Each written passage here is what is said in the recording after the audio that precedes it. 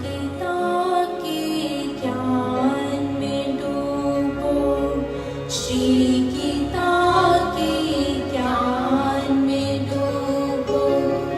गंगा का स्नान करो, गंगा का स्नान करो। जन्म जन्म की कर्म मैल को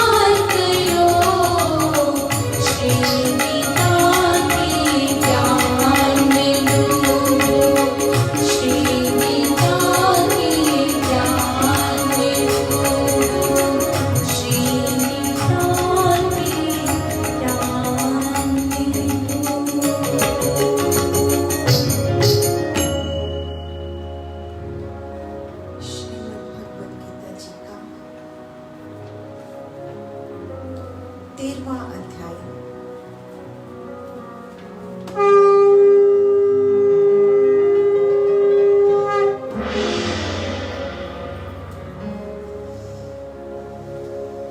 भगवान ने कहा, हे कौन्ते, यह मनुष्य देह एक क्षेत्र आत्मा का निवास स्थान कहा जाता है। इस क्षेत्र को जो जानता है उस साक्षी को तत्वदर्शी श्रेतज्ञ कहते हैं। हे भारत, सब शरीरों में विद्यमान मुझको भी तू श्रेतज्ञ जान। क्षेत्र और श्रेतज्ञ का जो ज्ञान है, देह और आत्मा की भिन्नता का जो ज्ञान है, मेरे मत में वही ज्ञान है। वह क्षेत्र जो है जैसा है, जिस विकराल वाला है, जिससे है, और वह श्रेतज्ञ जो है तथा जिस प्रभाव वाला है, वह संक्षेप से तुम मुझसे श्रवण कर।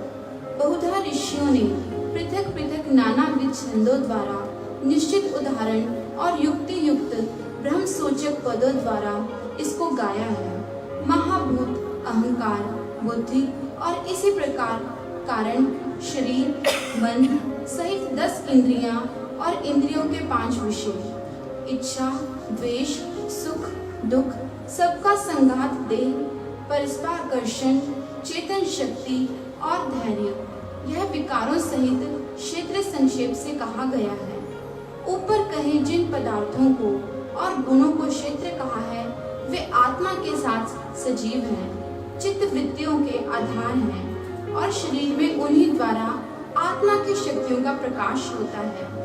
क्षेत्र और श्रेतज्ञ के ज्ञान को वर्णन करते हुए महाराज ने कहा, अमानपन, अधमता, अहिंसा, क्षमा, सरलता, गुरुजनों की सेवा, पवित्रता, स्थिरता, अपने आप का वशीकार, इंद्रियों के विषयों में वैराग्य और इसी प्रकार अहंकार रहितपन और जन्म, मृत्यु, बुढ़ापा, व्याधि, दुख और दोषों को देखना, इनके होने को अवश्यम भावी जानना, कर्मों के फलों में ना फंसना, पुत्र, स्त्री और ग्रह आदिकों में मोह का ना होना, इष्ट अनिष्ट की प्राप्ति पर सदा समचितपन और मुझ में अनन्य भाव से अव्यभिचारिणी भक्ति, एकांत स्थान का सेवन, जन समूह से उपरामपन, आत्मज्ञान में स्थिरपन और वस्तुओं के वास्तव ज्ञान के आश्रय को समझना,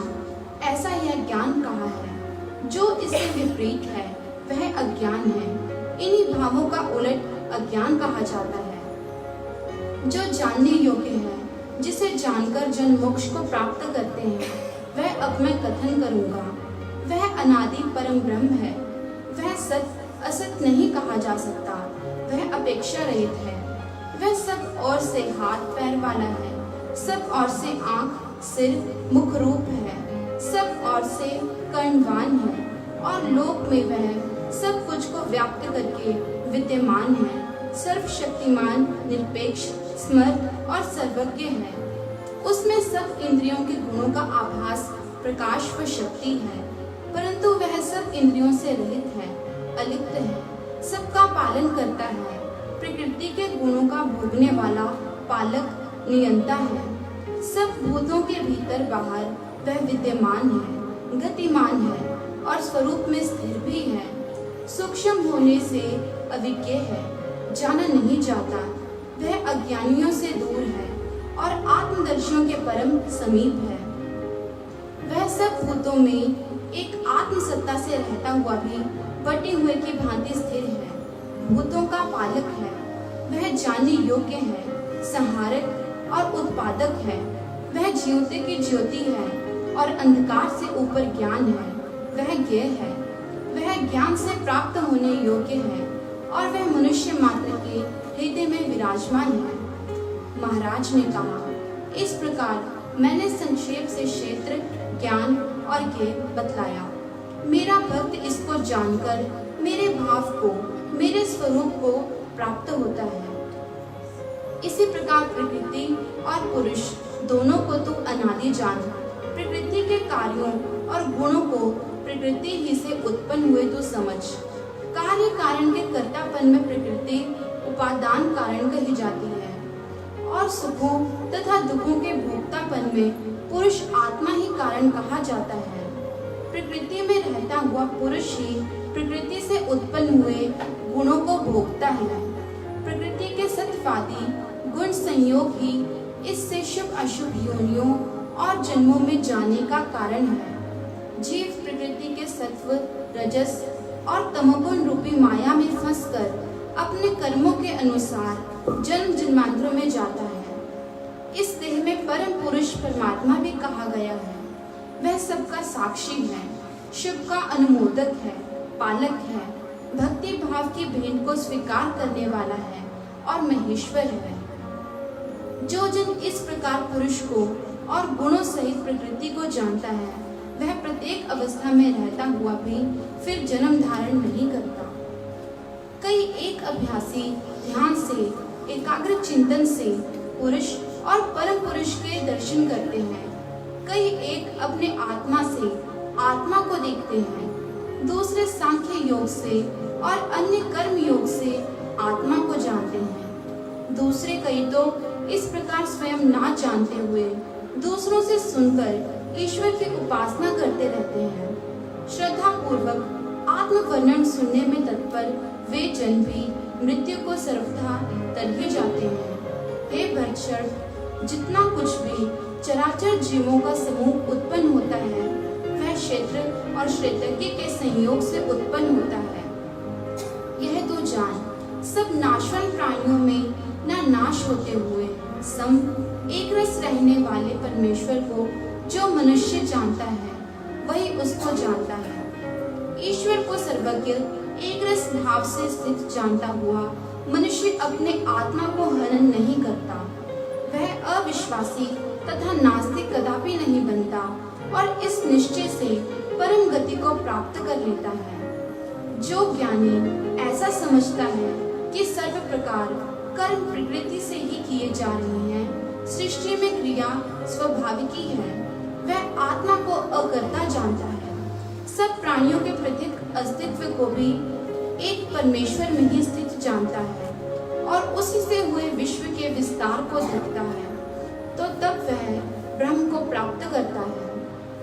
हे कौन्ते, यह ऊपर वर्णन किया गया परमात्मा अनादि और प्रकृति के गुणों से रहित होने के कारण अविनाशी है।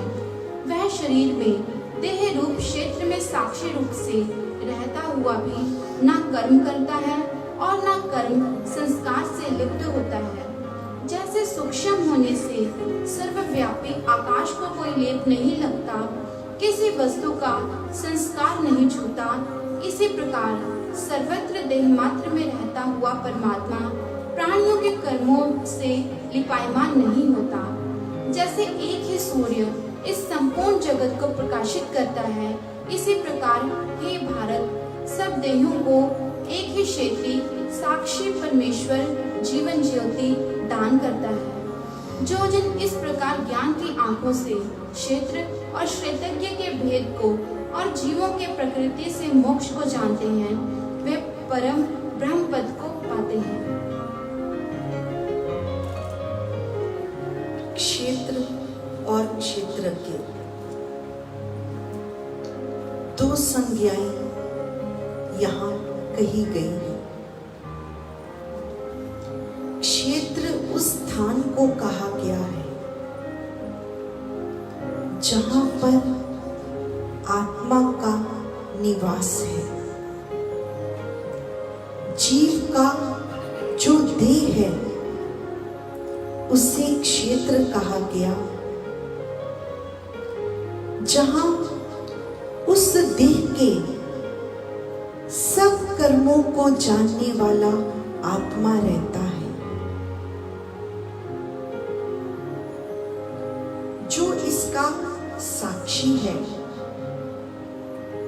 और उस साक्षी तत्व को, आत्मा को क्षेत्रज्ञ कहा गया।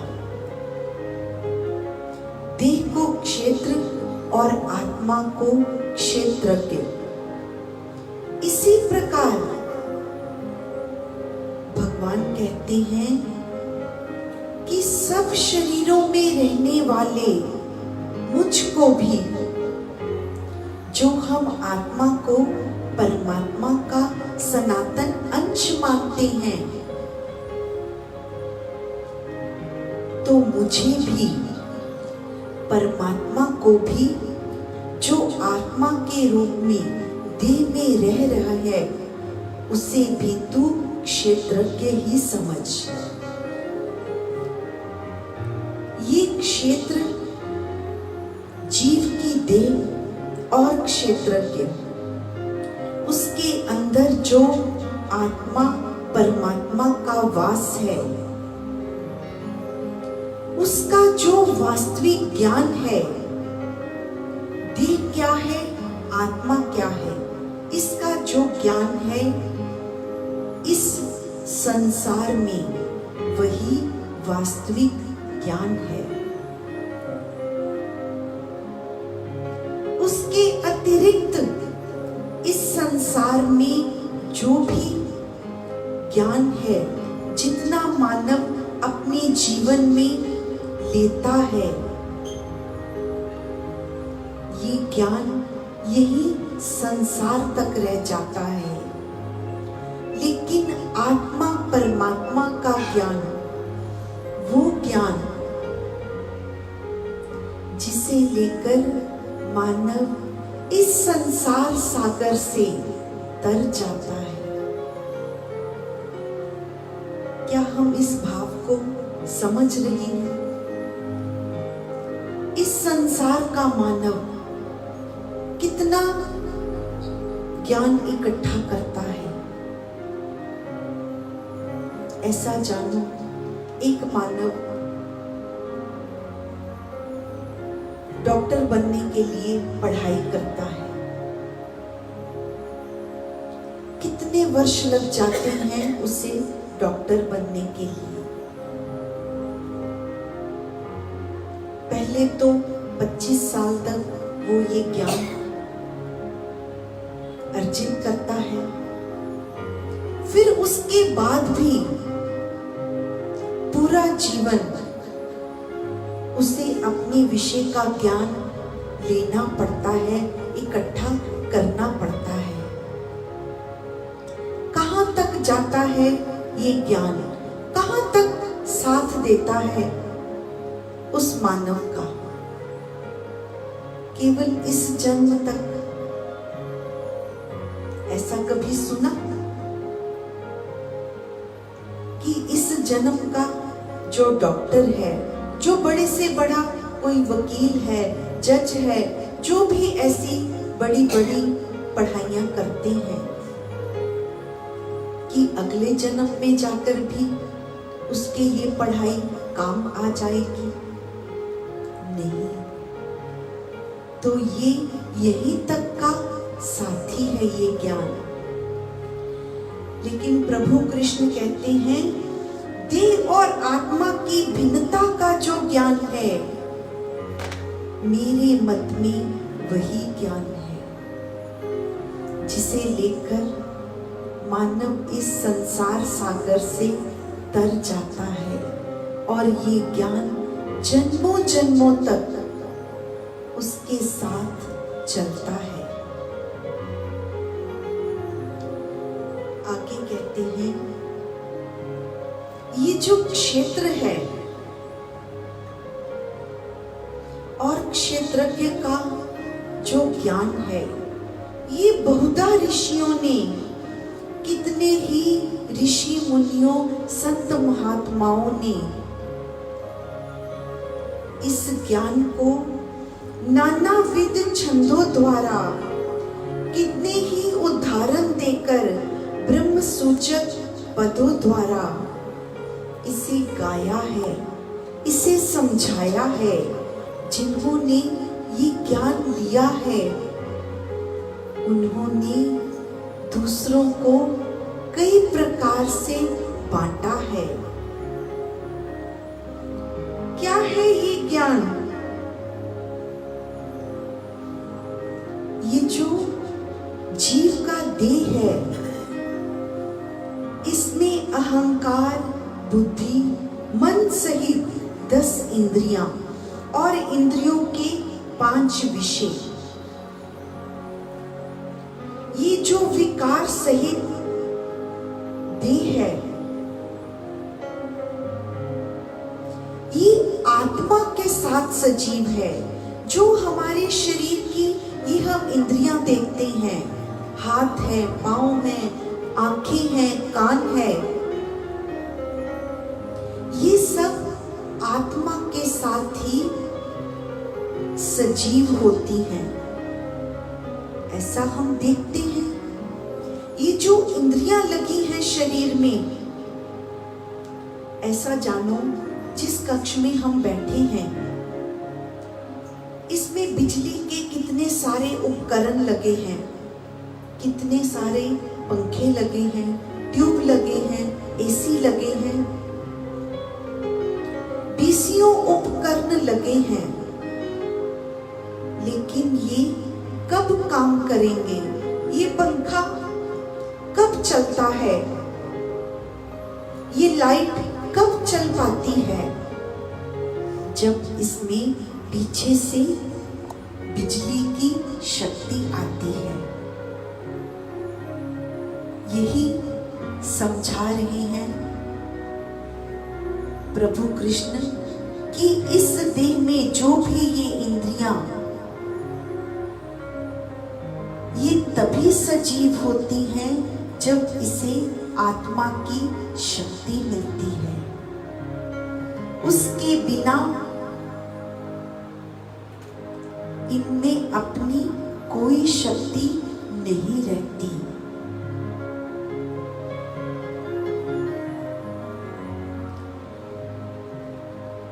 क्षेत्र और क्षेत्रज्ञ का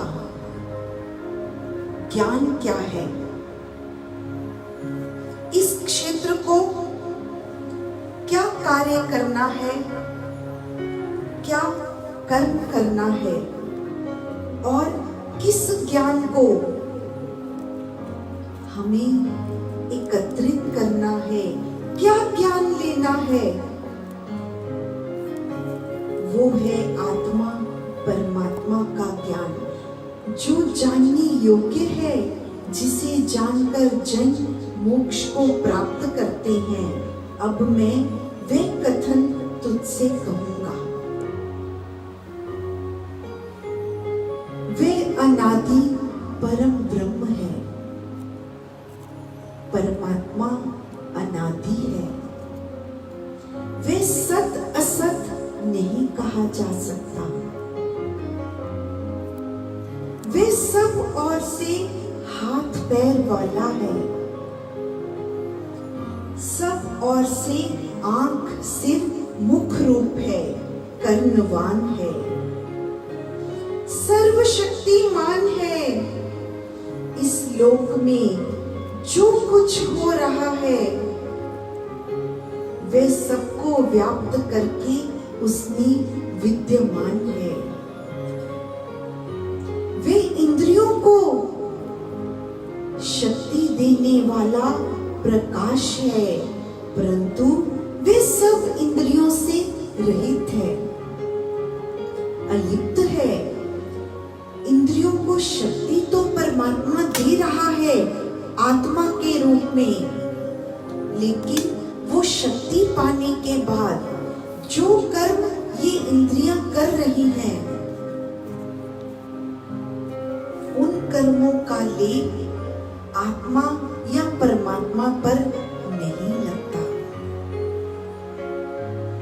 वो केवल शक्ति देता है और उन कर्मों का साक्षी बना रहता है। और फिर जो कर्म ये इंद्रियों से किए जाते हैं, उनका फल देने वाला है, भोक्ता नहीं है, केवल साक्षी और फल देने वाला है। आगे कहते हैं, सूक्ष्म होने से अविज्ञ है, जाना नहीं जाता। शक्ति देता है सबको, लेकिन इतना सूक्ष्म है, तुम उसे देख नहीं पाते। हम सब जानते हैं, हमारे हमारे इस देह में आत्मा का वास है, परमात्मा का सनातन अंश है जो हमारे अंदर है। लेकिन संसार के कितने ही डॉक्टर इस शरीर की जब चीर फाड़ करते हैं, ऑपरेशन करते हैं कई तरह के, क्या वो अंदर बैठी उस शक्ति को, उस आत्मा को देख पाए? संसार कहता है, बड़े बड़े वैज्ञानिक सोचते हैं ऊपर है,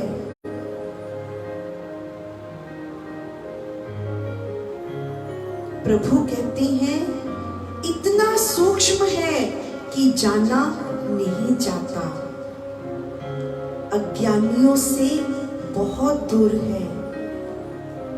जो ये मानते हैं कि हम देखे बिना नहीं मानेंगे, उनसे बहुत दूर है और ज्ञान से प्राप्त होने योग्य है और मनुष्य मात्र के हृदय में विराजमान है।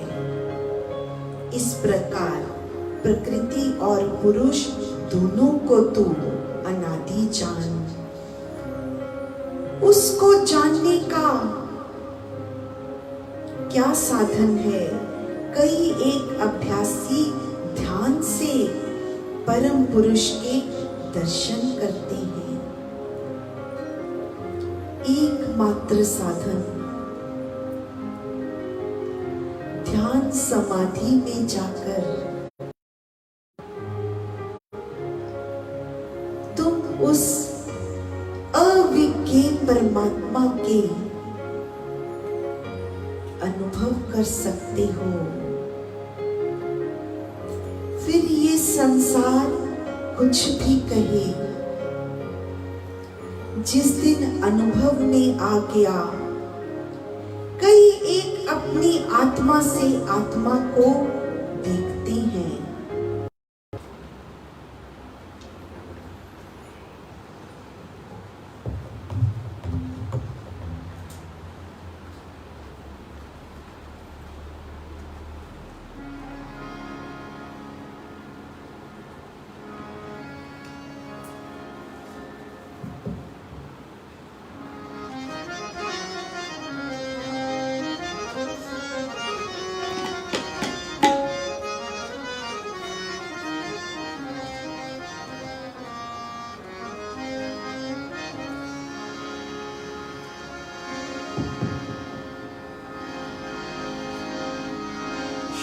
गीता में कहा है,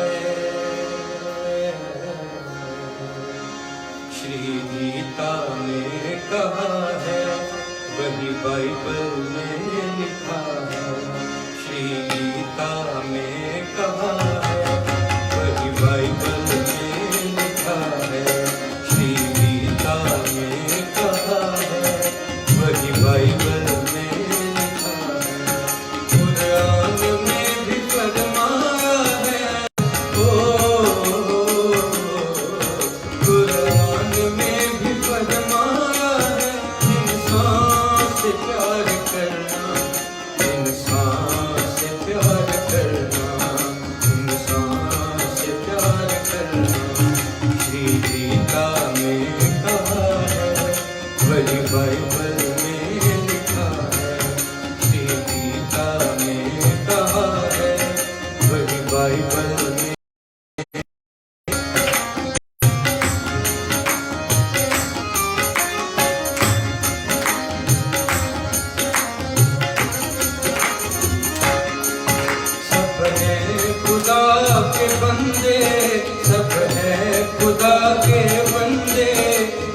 महापुरुषों ने कहा है, सब है खुदा के बंदे, सब है खुदा के बंदे।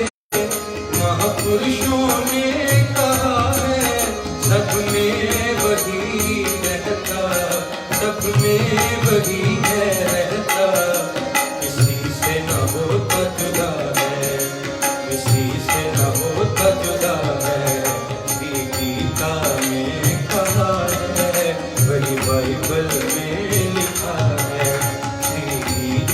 में कहा है वही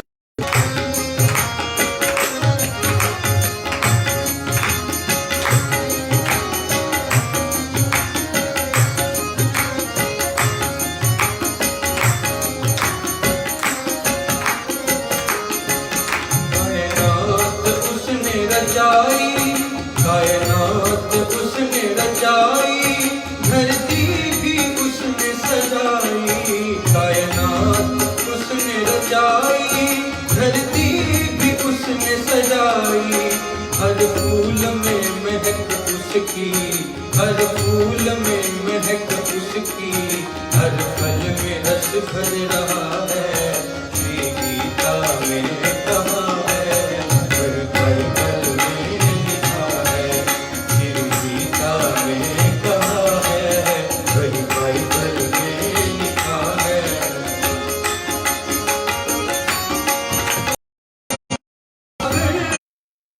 उसने बहाए, ऊंचे पर्वत है बनाए, सागर भी उसने बहाए।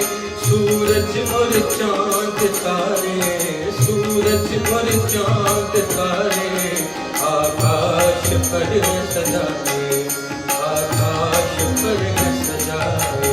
श्री गीता में कहा है, वही बाइबल में लिखा है। श्री गीता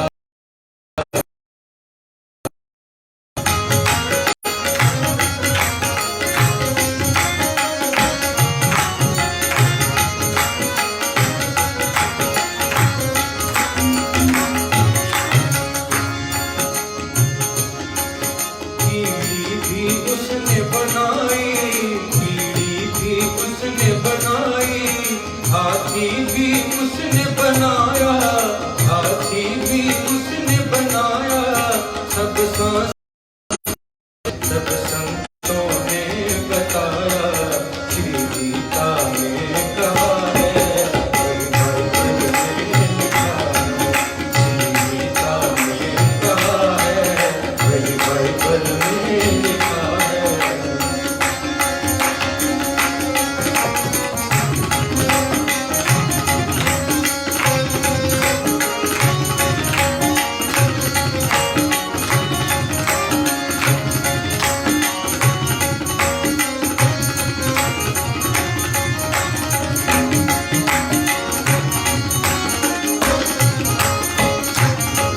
क्यों लड़ रहा आदमी है, क्यों लड़ रहा आदमी है, जब सब है उसी के बेटे। क्यों लड़ रहा आदमी है, जब सब है उसी के बेटे। सबने मरना है जमीन पर, सबने मरना है जमीन पर, यही निष्काम समझ रहा है। श्री गीता में कहा है, वही बाइबल में लिखा है। श्री गीता में कहा है, वही बाइबल में लिखा है। कुरान में भी फरमाया है, कुरान में भी फरमाया है। इंसान से प्यार करना, इंसान से प्यार करना, इंसान से प्यार करना, इंसान से प्यार करना, इंसान से प्यार करना।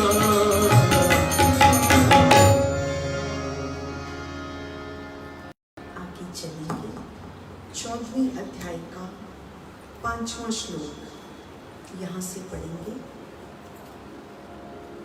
हे विशाल भुज, हे विशाल भुज, सत्व, रजस और तमस, ये 3 गुण प्रकृति से उत्पन्न हुए हैं। वे अविनाशी, देहधारी जीव को देह में बांधते हैं। आवरण करना, जड़ता, कठोरता आदि तमोगुण हैं। रजोगुण है तथा अपने प्रकृति के रूप में स्थित सौंदर्य और प्रकाश आदि सत्वगुण हैं। ये प्रकृति के गुण देह के संयोग से और कर्मों के संस्कारों से जीव को जन्म में बांधने वाले हैं।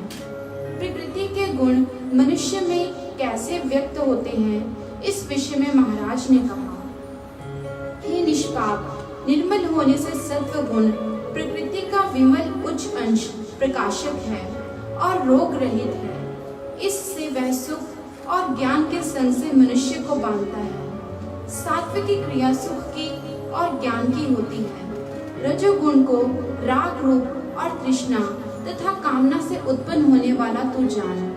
हे कौन्ते, वह कर्मों के संग से अत्यंत क्रिया के लोभ से देह को बांधता है। सब देहधारियों को मोहने वाले तमोगुण को तू अज्ञान से उत्पन्न हुआ समझ। हे भारत, मनुष्य को वह प्रमाद, आलस्य और नींद से बांध डालता है।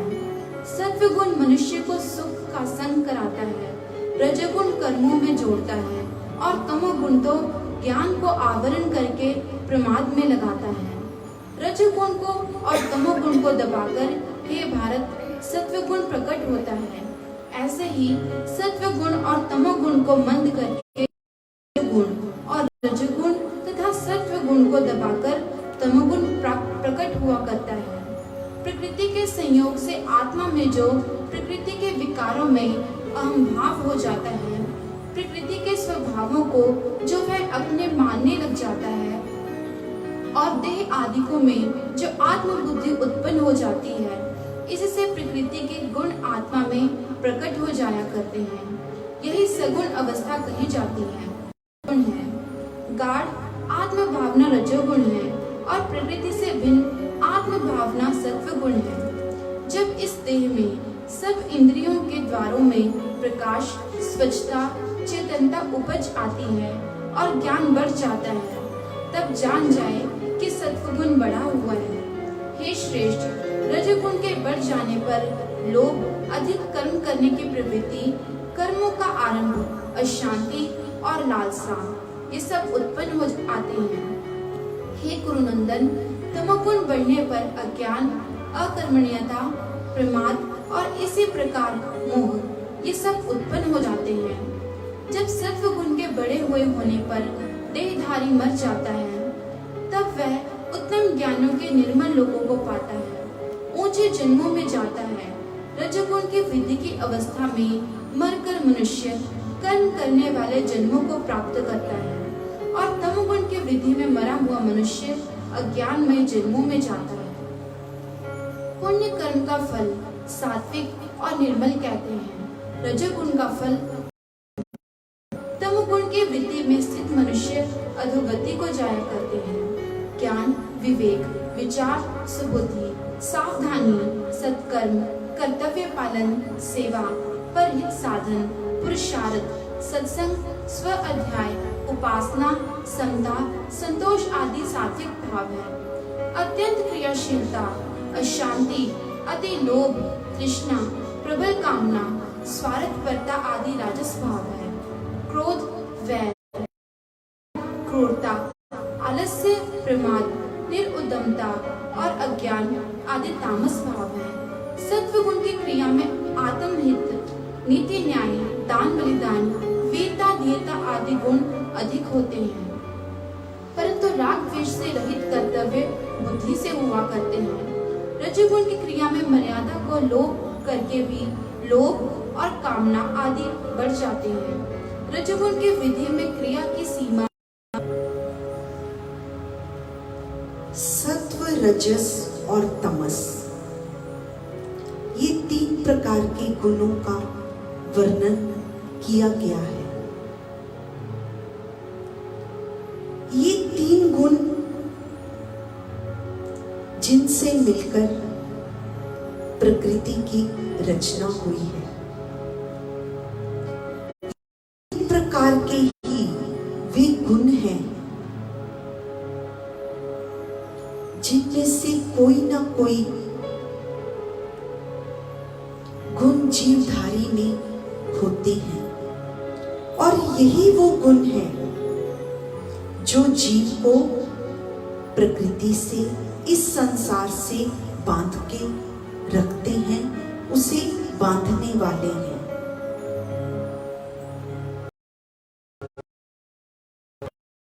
इस संसारी में जितना अधिक होता है उसी के अनुरूप वो कर्म करता चला जाता है। हम कहेंगे कैसे ये गुण मानव को इस संसार से बांधने वाले हैं। तो यही प्रभु बता रहे हैं कि जिस मनुष्य में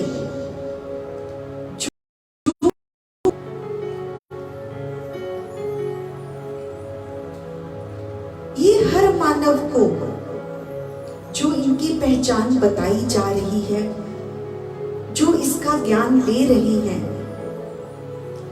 ये अपने अंदर वो स्वयं ही जान सकते हैं कि वो इनमें से किस गुणों से, किस गुण के द्वारा सात्विक, राजसी अथवा तामसी, इनमें से कौन से गुणों से इस संसार से बंधे हुए हैं। हमारे अंदर सात्विक गुण अधिक है, राजसी गुण है या तामसी है। ये इन्हें पढ़ने के बाद हम अच्छे तरह से समझ सकते हैं, जान सकते हैं। हे निष्पाप, जो सात्विक गुण वाले हैं, जो निर्मल हो गए हैं, प्रकाशक और रोग रहित हैं, इससे वह सुख और ज्ञान के संग से मनुष्य को बांधता है। जब मनुष्य में सात्विक गुण अधिक बढ़ जाते हैं, जिनकी वृत्ति सात्विक हो जाती है, तो वे सुख का और ज्ञान का संग करते हैं। जब कर्म, क्या हम सब साधक नहीं देखते, नहीं अनुभव करते? जो परमात्मा की भक्ति के मार्ग पर चल पड़े हैं, जो हमारे मन में सदा ऐसी ही इच्छा पैदा होती है, या हमें किस ओर खींच कर ले जाती हैं। कोई हमें कहता है, कोई यदि बुराई की ओर तुम्हें चलने को कहता है कि चलो भाई जुआ खेलने चलो, चलो भाई ये शराब पीने के लिए चलो, जो भी ऐसे कर्म हैं संसार में, किसी बुराई के स्थान पर जाने को कहता है, और सात्विक गुण तुम्हें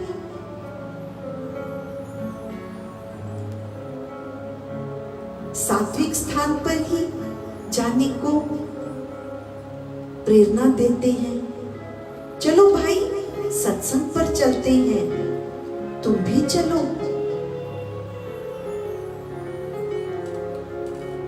जब सात्विक गुण अंदर भर जाते हैं और जब तुम सत्संग पे आते हो,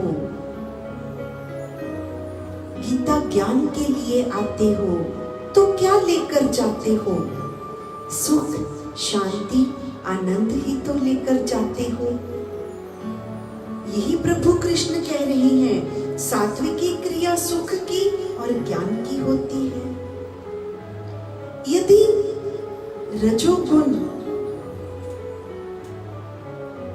की अधिकता है मानव देह में, तो वो राग रूप नाना तरह की वासनाओं की ओर मन खींचता है।